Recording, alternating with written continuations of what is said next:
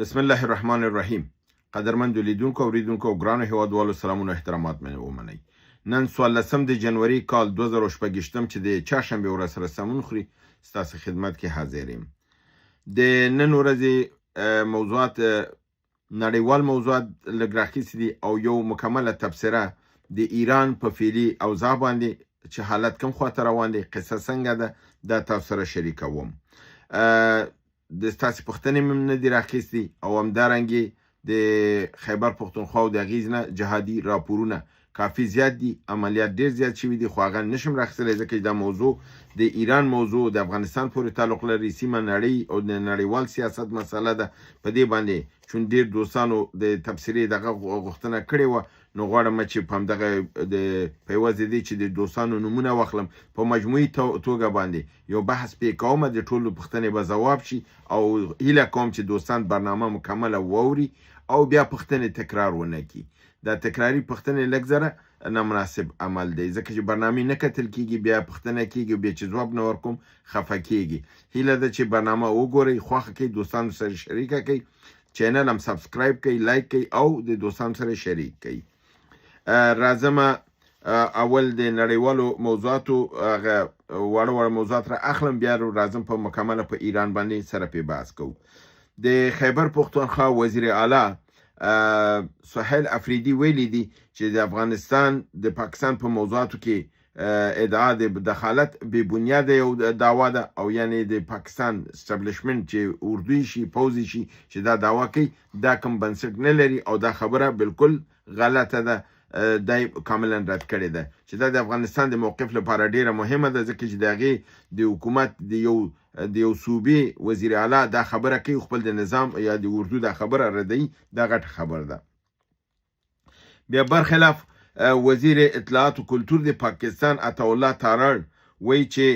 دا څه کار دی چې دوی هره ورځ هندوستان ته روان دي، افغانستان خی او هر ورځ هندوستان ته ځي، دوی دا کار په هندوستان کې نه ختمیږي،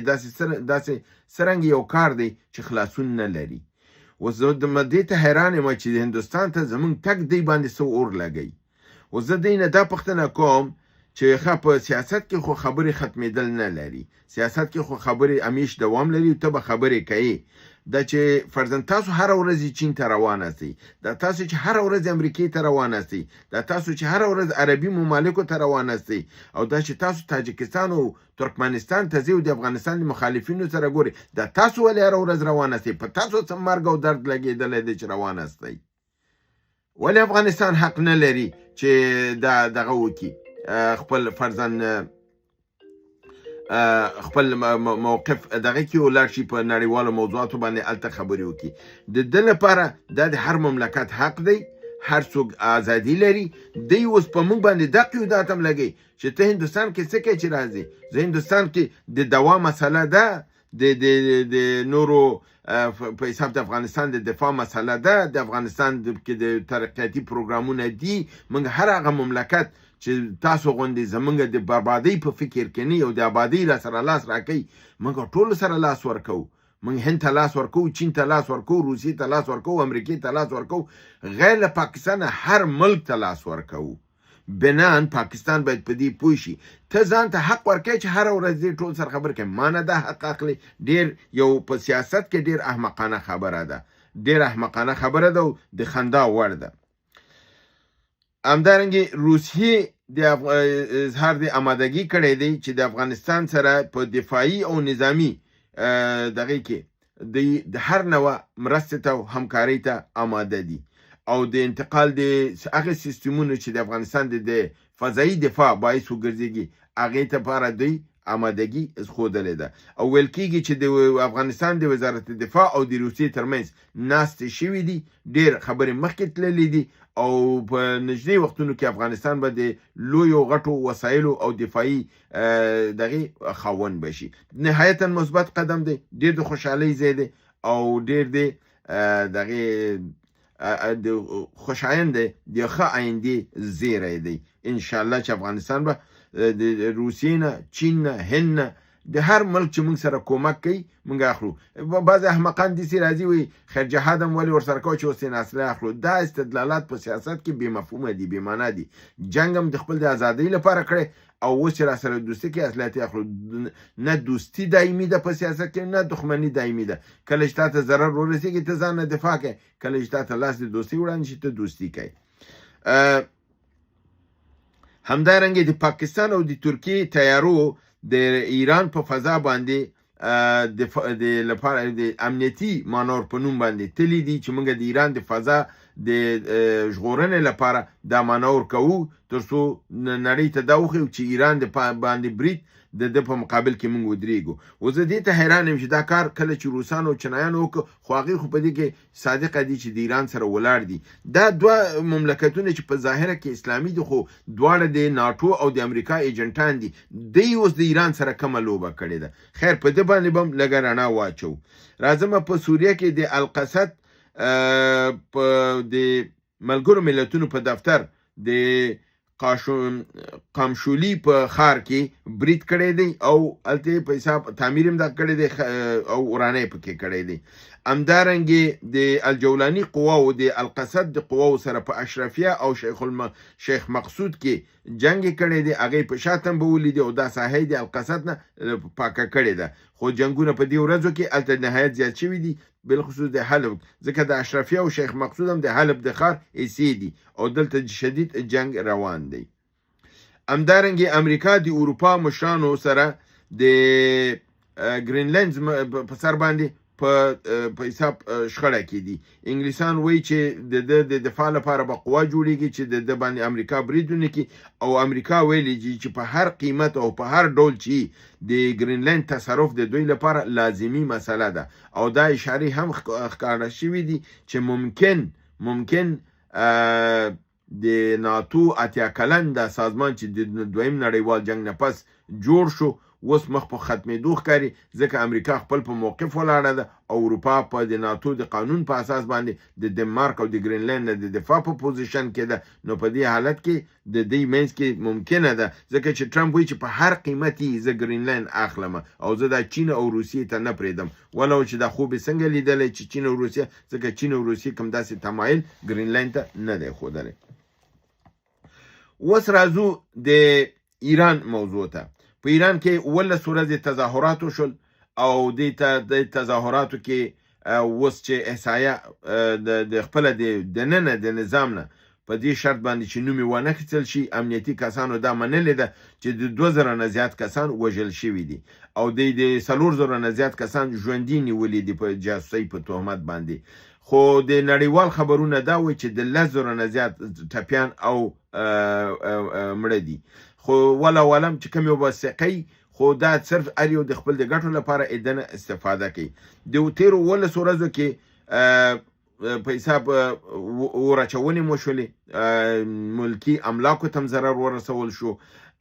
د مملکت کې د تضعیف لپاره ډېر لوی لاس باندې کار وشو، خوراکي مواد د مارکیټ نه ورک کړلی شول،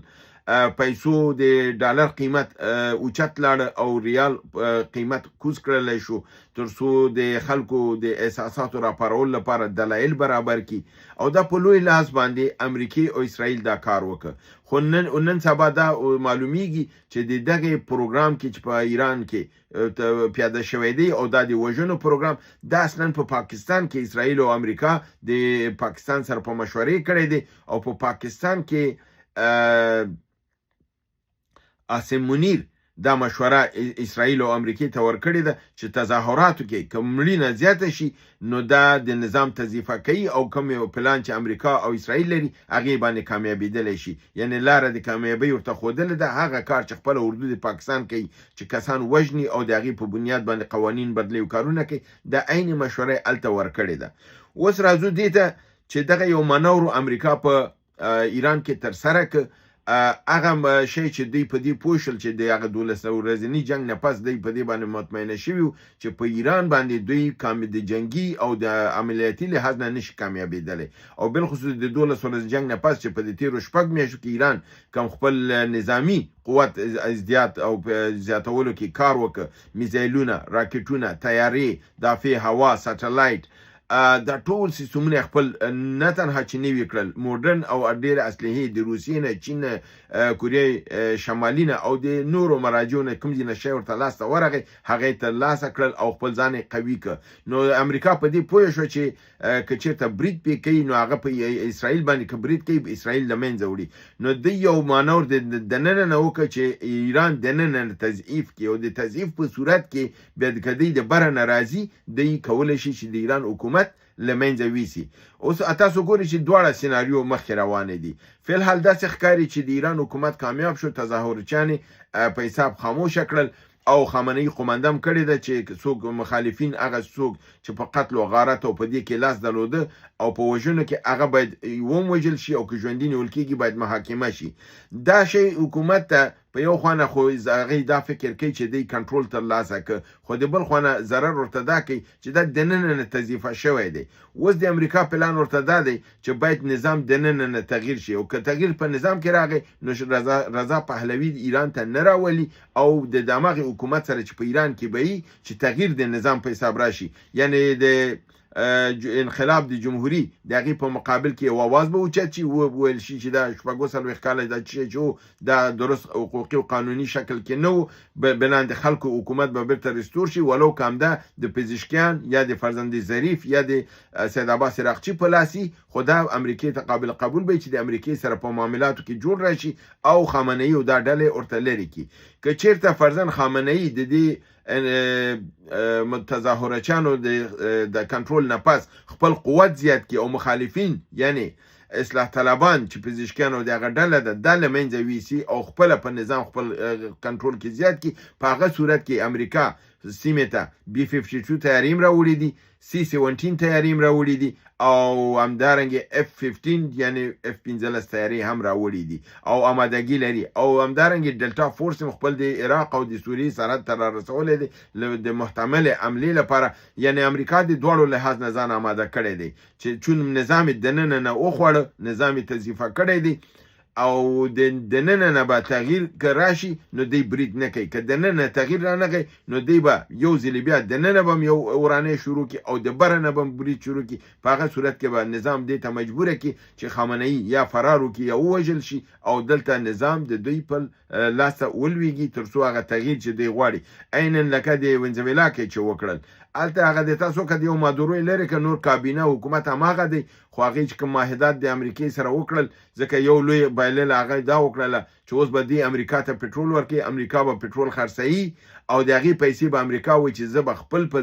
خوښه سره په وینزویلا کې لګوم او د وینزویلا ټول عواید به د امریکا د مالیې کومې وزارت د لارې نه به کنټرول کیږي یعنی په غیر مستقیم توګه باندې د اقتصادي مستعمرې کې خپل راوسته او پټرول یې ترېنه کنټرول کړ ایران کې هم همدارنګې دوی غواړي چې نظام بدل شي ولو که همدا پزشکیان دی به ورسره خبره وکړي نړیوال معاملاتو کې ورسره تفاهم ته دی ورسېږي دغه فعلي جمهوري نظام چې دی چې خامنه‌ای یو زعیم دی او لاندې یو جمهوري